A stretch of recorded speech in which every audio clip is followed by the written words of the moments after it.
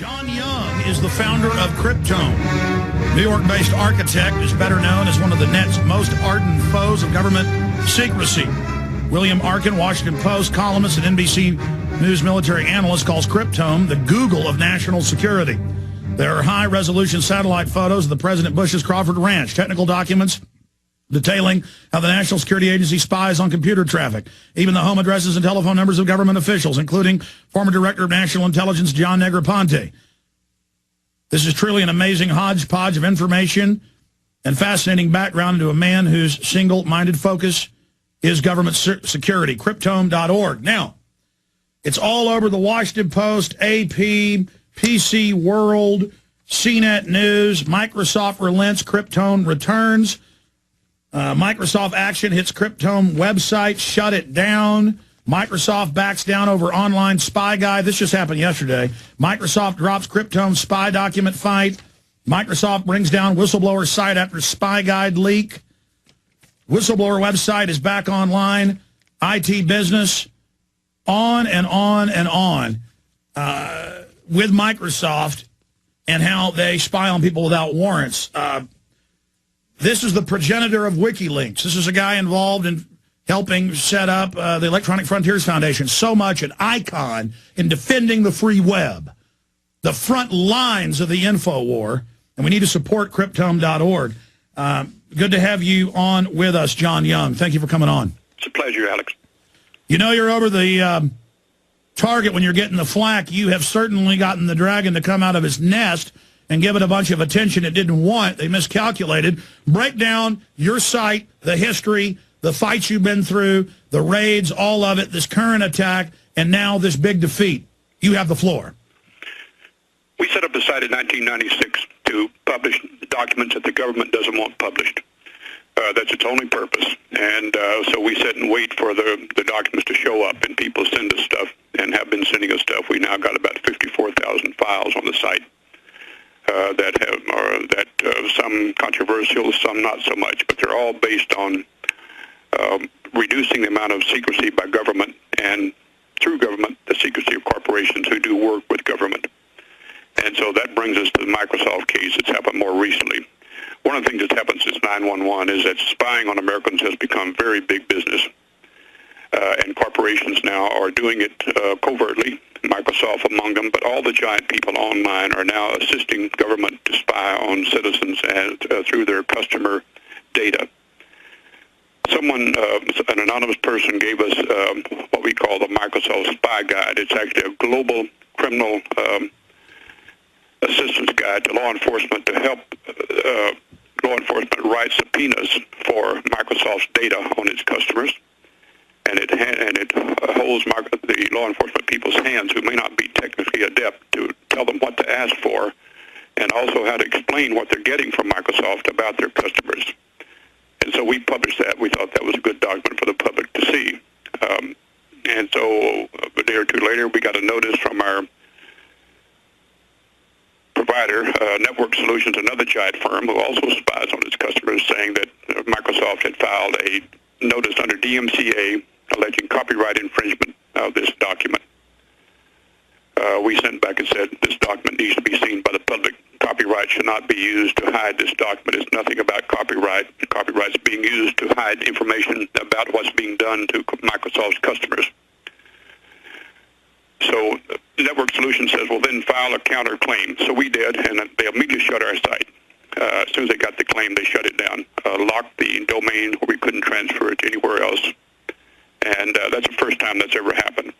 But it was done through this law called the Digital Millennium Copyright Act, which gives corporations the right to shut down sites just by filing a notice, and there's no appeal to it.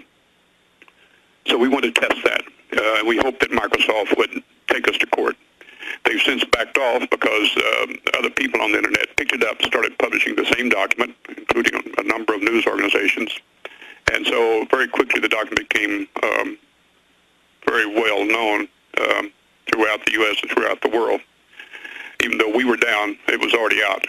And since then, yesterday, Microsoft sent a notice to Network Solutions saying, we're lifting our complaint. Please restore the site. And that's what's happened. So which shows that's a fraudulent complaint. You now have damageable action. Yeah, in fact, Prison Planet made the first point that I've seen about it, saying that Network Solution actually used authority as a domain manager for thousands of sites to actually lock our domain down.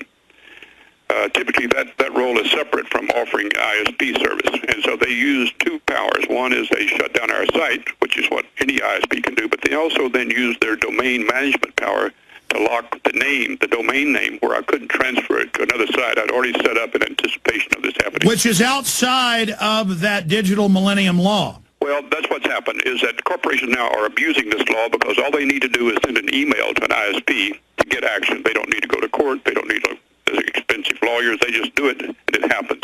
That's the way the thing has been set up, but it's being abused now. They're actually claiming copyright over stuff that has no right to be copyrighted. So it's a sham now, and it needs to be changed. Well, let's expand on that. 4 or 5 months ago, the secret UN treaty on copyright came out. It's basically an expansion of this. That's what Italy's saying. You've got to have a license to post video. They want you to have a license to be a blogger. We've got Australia saying they want Chinese-style net censorship. Anyone complains, then your website's put on a list that's banned in Australia. We have Time Magazine, Newsweek, the New York Times calling for a kinder, gentler, gatekeeper internet. We have cybersecurity openly taking over the entire grid, the physical transfer lines of the web. I mean, they're definitely coming against the web right now. That's right. Very much so. It's a worldwide initiative. And one of the things that we find interesting is not just government, it is these commercial firms who also are working with government to control the internet and shut down freedom of speech, shut down the more unruly side of the internet. And well, that's Internet 2. That's what they've been saying for 7 years. Internet 2 meetings that are public, we have the transcripts, is that corporations in this new world order, they're given the government power. That's right. That's right. And so it's not just government, it's these firms who also want to dominate the internet. And so this guide that we published, we've now published about 36 of these, what we call spying guides. These are arrangements that these corporations have with ISPs to hand over data on customers without the customers knowing it's being done. Some of the companies make it public, but others hide it, like Microsoft, Yahoo, Google, a whole slew of them still hide it because they don't want the customers to know they're doing this. It's also a very lucrative business. And so the internet is a gigantic spying machine right now. And it's very lucrative business to spy on it. We put up a site listing all the companies who sell spying services to government and to corporations. You know, there are these subcontractors who write these programs to do the spying and the program data analysis. So Microsoft is just the top of the heap. There's a whole range of smaller companies providing the service around the world. Well, I mean, Bill Gates 2 weeks ago said China's doing a great thing with its censorship, and he doesn't see a problem with it. Microsoft, according to my research, helped build the architecture of censorship for China. Absolutely. That's right. That's what they're doing. Well, look at our... Well, this is just business. Well, actually, no, it's not just business. Well, look at our government. When it has its druthers in a third world country or first world, they set up a dictatorship. And they've made deals with big corporations as a cartel to slice it up and control it.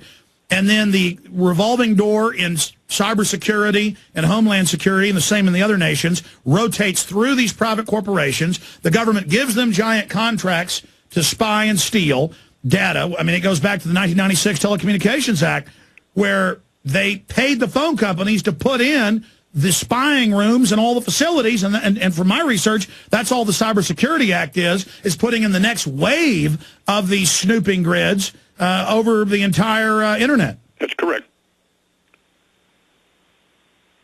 So where do you go from here? Because we need to punish Microsoft. We need to point out the tyranny that's being engaged in here.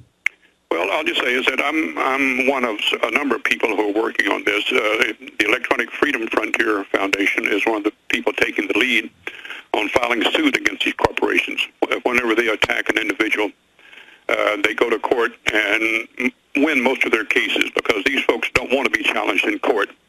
They want to do this covertly without going to court. And so EFF is doing it, but a number of others are doing it as well. And you mentioned, I think, WikiLeaks, who's also publishing information that is being hidden from the public.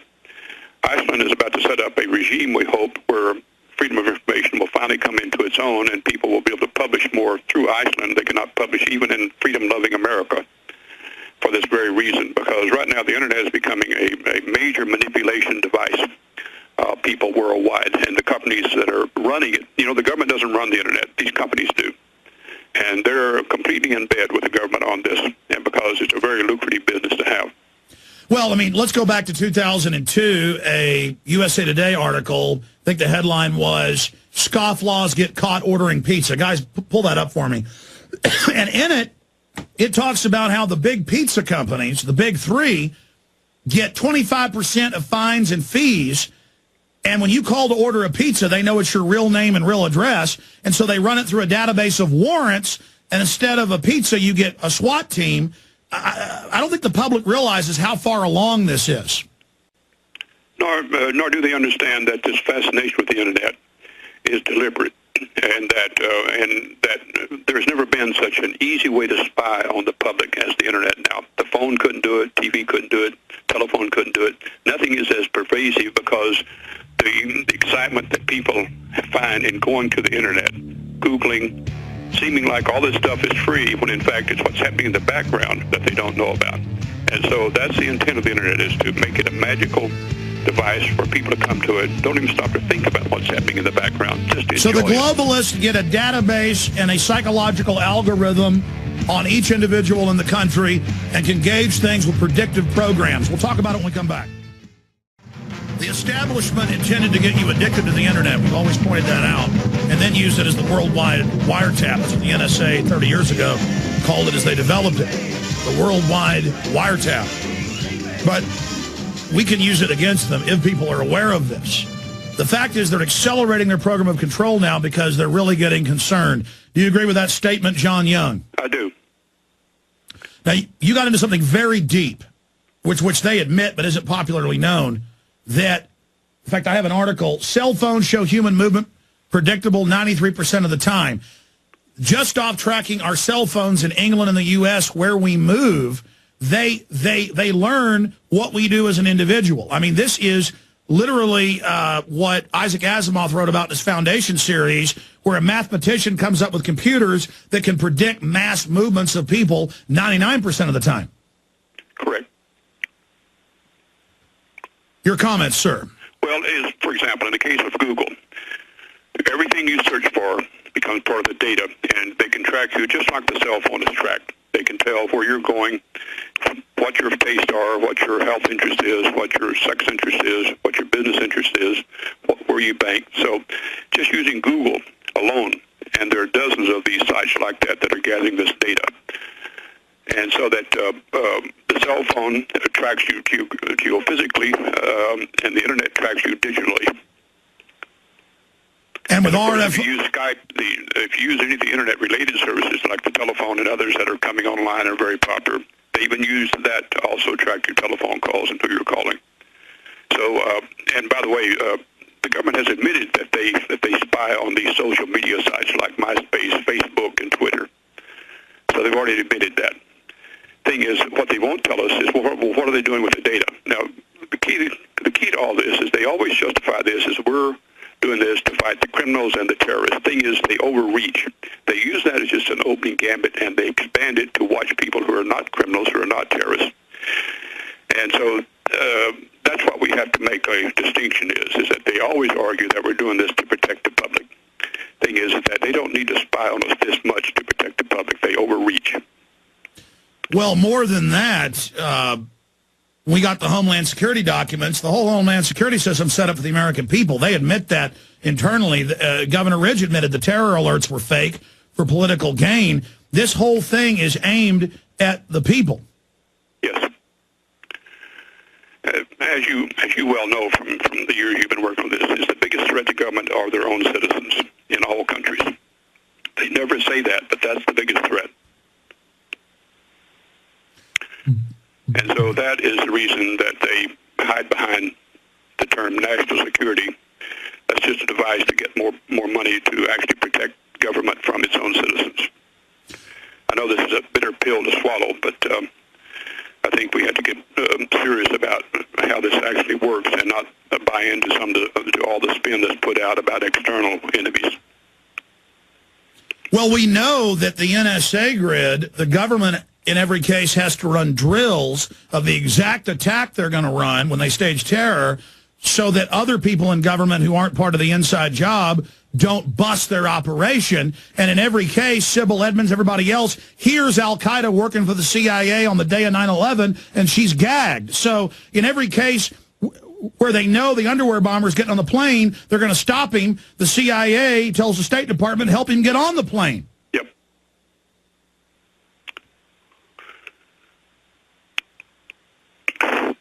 The other aspect of it that I find intriguing, since one of the things we have to deal with is being stigmatized, called a conspiracy nut. They use all these demeaning terms to anyone who probes too much. You just got to look past that. Those are just standard techniques to suppress your views. You've got to keep digging, keep looking, stop trusting authority, and keep digging on your own. That's what we advocate. We run our site as a library, not as a blog, not as a leak site. It's actually a library of information. 90% of our documents are not controversial, but they're highly informative about how government works. And you just got to do a lot of educational work and not be seduced by headline stuff. Yeah, Cryptome.org is so great because you're just reading the documents and you make your own decision about them. That's right. That's the key. Make your own decision. Like Operation... That is scary to people in authority. Like Operation Northwoods. When we come back in the final segment we've got with you, I want to talk about how we support Cryptome.org, but also... I mean, I remember Google 4 years ago saying they're going to use cameras and microphones to watch you in your house with computers recording keyword. Now we learn all over the country, not just in Philadelphia, but they have school people going on PBS and just calmly showing the news how they watch kids in the school, out of the school. So, like we're cattle, they're just domesticating us, introducing this to everyone. Cryptome.org is the key website. Check it out, support it. We see Cryptome, we see WikiLeaks, we see Infowars.com, PrisonPlanet.com, all being censored all over the world in different ways. Why is that? We'll be back. Let's go back to John Young of Cryptome.org. I was talking about spy cams there, and the fact that they're just, yes, we're watching your kids at home through the cameras. What's the big deal? And now if we think your husband's history means he might hit you, not that he's ever even hit you, you're going to wear ankle bracelets. It's all this predictive pre-crime. And they're putting brain scanners in airports saying it can tell if you're angry. A bunch of quackery to sell tyranny, worse than the lie detector that's been discredited. Comments on that, sir? Well, I think that one of the things that's hard to grasp is how much of high technology is being used against the public interest. Even as it's spun out, being on for our protection and for our pleasure, how much of it is being used to track us? For example, most digital cameras can be intercepted, even though they're being run by your computer. They emit electromagnetic magnetic waves that can be intercepted by someone in the next room or across the street. And so one of the devilish things about these wonderful inventions of high technology is that they all leak information about you to someone who has the right equipment. Are you worried, because I've seen a lot of cases of this, the internet's perfect to frame people. Government doesn't have to bury a pipe bomb on your back 40 like they do in the 60s, 70s, 80s, and 90s. Now they just claim you visited some illegal porn sites, or they claim you were investigating how to build bombs. I've seen a lot of evidence of them framing people. That's correct. They can make a compelling case, and we actually read court transcripts of testimony of the prosecution's expert witnesses and watch them fudge the truth about what they're getting by electronic means. But they put on very impressive shows. In fact, some of the best people at putting on these shows are themselves not technologists who don't understand the technology very well, but they know what jurors like to hear. So these are actually people who blow smoke at juries, because we've seen testimony by the actual technicians who freely admit how many mistakes they make. But the spokesperson from the FBI never admits to making mistakes.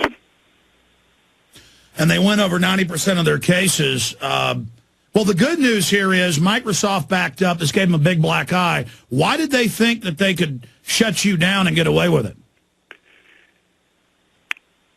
That's a good question. I'm going to have to work on that one, Alex, because we did not expect it to happen, and we're going to try to find out how to take advantage of that unexpected. They may have done it just for PR purposes, in order to not have to go to court and explain how more extensive it is than just our one little case.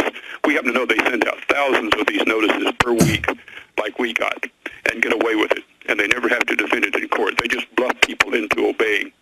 So I think they thought this bluff would work, and we decided to test that and let them to take us to court. We was hoping to go to court.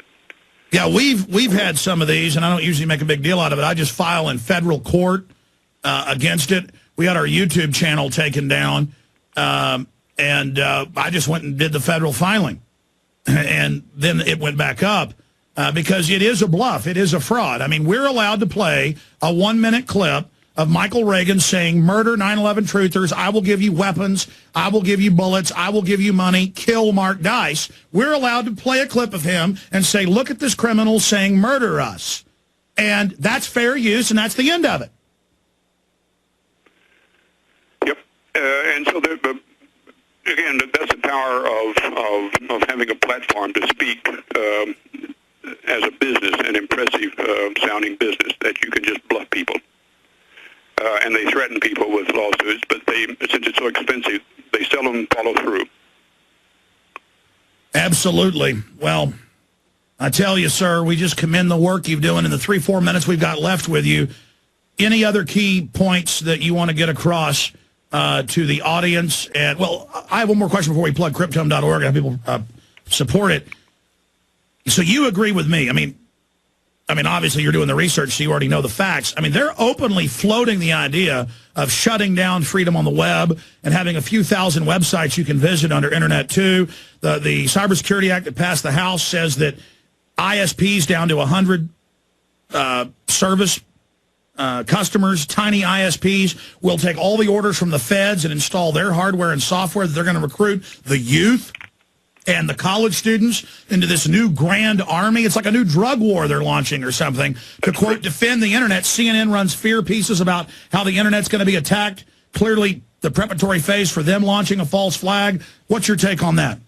Well, it's coming, and at the risk of being my favorite term, a conspiracy nut, I think that you cannot be paranoid enough about what the government is doing, and they always make fun of it to try to demean it, but I say that we're not nearly suspicious enough.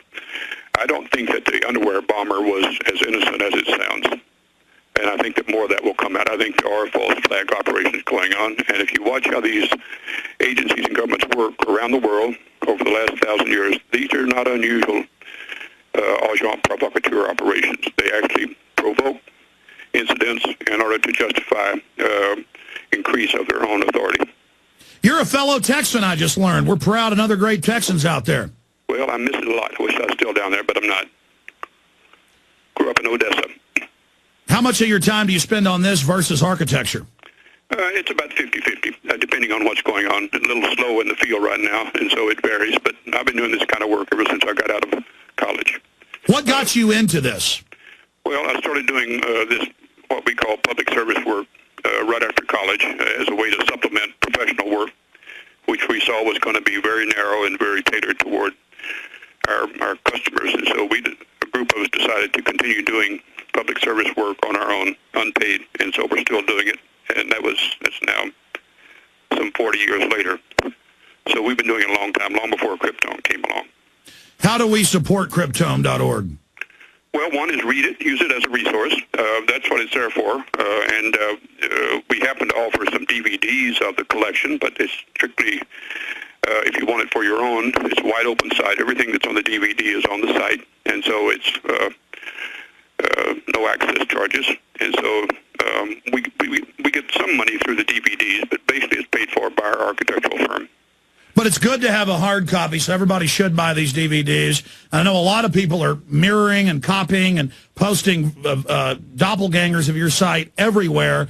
And I think this has been a crushing defeat for Microsoft, though. I think it's safe to say, do you agree this is blown up in their face? Yeah. I don't think they expected this. In fact, they said that. They did not expect it to happen. That is, they didn't expect the big backlash. That's right. All right. Well, John Young, we really appreciate you spending time with us from cryptome.org, and we'll talk to you again, and thank you for defending freedom. Thank you, Alex. It's always a pleasure. All right. Take care. There he goes. Microsoft had filed a notice under DMCA alleging copyright infringement of this document. We sent back and said this document needs to be seen by the public. Copyright should not be used to hide this document. It's nothing about copyright. Copyright is being used to hide information about what's being done to Microsoft's customers. So Network Solutions says, well, then file a counterclaim. So we did, and they immediately shut our site. As soon as they got the claim, they shut it down, locked the domain where we couldn't transfer it anywhere else. And that's the first time that's ever happened. But it was done through this law called the Digital Millennium Copyright Act, which gives corporations the right to shut down sites just by filing a notice, and there's no appeal to it. So we want to test that, and we hope that Microsoft would take us to court. John Young is the founder of Cryptome. New York-based architect is better known as one of the net's most ardent foes of government secrecy. William Arkin, Washington Post columnist and NBC News military analyst, calls Cryptome the Google of national security. There are high-resolution satellite photos of the President Bush's Crawford Ranch, technical documents detailing how the National Security Agency spies on computer traffic, even the home addresses and telephone numbers of government officials, including former Director of National Intelligence John Negroponte. This is truly an amazing hodgepodge of information and fascinating background into a man whose single-minded focus is government security. Cryptome.org. Now, it's all over the Washington Post, AP, PC World, CNET News. Microsoft relents, Cryptome returns. Microsoft action hits Cryptome website, shut it down. Microsoft backs down over online spy guide. This just happened yesterday. Microsoft drops Cryptome spy document fight. Microsoft brings down whistleblower site after spy guide leak. Whistleblower website is back online. IT business, on and on and on with Microsoft and how they spy on people without warrants. This is the progenitor of WikiLeaks. This is a guy involved in helping set up the Electronic Frontiers Foundation. So much an icon in defending the free web. The front lines of the info war. And we need to support Cryptome.org. Good to have you on with us, John Young. Thank you for coming on. It's a pleasure, Alex. You know you're over the target when you're getting the flack. You have certainly gotten the dragon to come out of its nest and give it a bunch of attention it didn't want. They miscalculated. Break down your site, the history, the fights you've been through, the raids, all of it, this current attack, and now this big defeat. You have the floor. We set up the site in 1996 to publish documents that the government doesn't want published. That's its only purpose. And so we sit and wait for the documents to show up, and people send us stuff and have been sending us stuff. We now got about 54,000 files on the site that some controversial, some not so much, but they're all based on reducing the amount of secrecy by government and through government, the secrecy of corporations who do work with government. And so that brings us to the Microsoft case that's happened more recently. One of the things that's happened since 9/11 is that spying on Americans has become very big business. And corporations now are doing it covertly, Microsoft among them, but all the giant people online are now assisting government to spy on citizens and through their customer data.